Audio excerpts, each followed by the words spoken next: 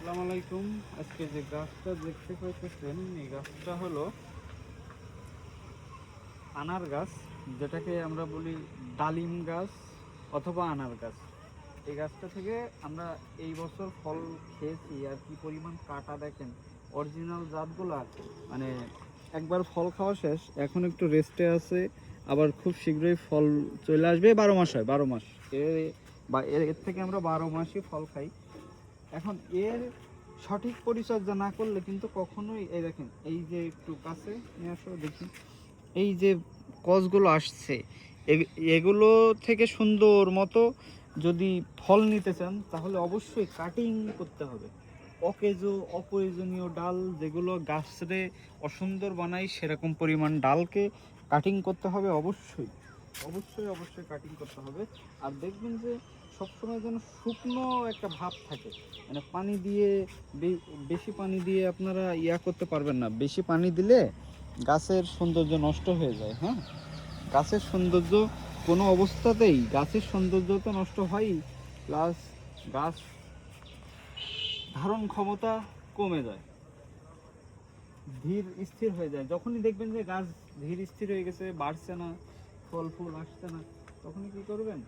তখন গাছের চারি সাইডটা খুঁড়বেন, অথবা অনেক সময় শিকড় আটকা যায়, ওই শিকড়ে আপনারা শিকড়গুলো সুন্দর করে ছাঁটাই করবেন, করে আবার সেই একই স্থানে রোপণ করবেন। কারণ ছাদ বাগানে সবচেয়ে ইম্পর্টেন্ট যে জিনিসটা সেটা হলো কাটিং, কাটিং পজিশন।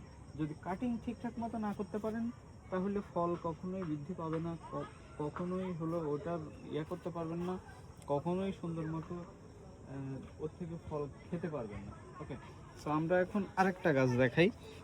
ওর নিচে আছে আঙুর গাছ, আঙুর গাছটা দেখুন। এইটাও ইনশাল্লাহ সামনের বছর অনেক ভালো ফলন পাওয়া যাবে আশা করি। কাটিং অনেক ভালো বাইকোনো জাতের আঙুর ফল দেখাই। এই যে টমেটো গাছটা, এটা অনেক সুন্দর টমেটো হয় এতে, ঠিক আছে। এরও মানে প্রত্যেকটা জিনিসের একটা সৌন্দর্য আছে, ঠিক আছে। আবার ভালো ফলন নিতে গেলে আমাদেরকে সঠিক মতো কাটিং করতে হবে। দেখতে হবে যে যে জিনিসটা অপ্রয়োজনীয় সেটা ওদের কেটে দিয়ে ওরে মুক্ত রাখতে হবে সব সময়, যেটা ওকে সুন্দর জীবন দিতে পারে। যেগুলো অকেজ সেগুলো সবসময় কাটিং করে রাখবেন, না হলে কিন্তু সৌন্দর্য তো থাকবেই না। ফল দেখেন এই যে পেকে আছে, এগুলো গুটি জাতেরই। আর যদি আপনার টমেটো বড় না হয় তাহলে কি করবেন, একটু হিউমিক মিশাবেন, হিউমিক মিশায় হিউমিক দিবেন।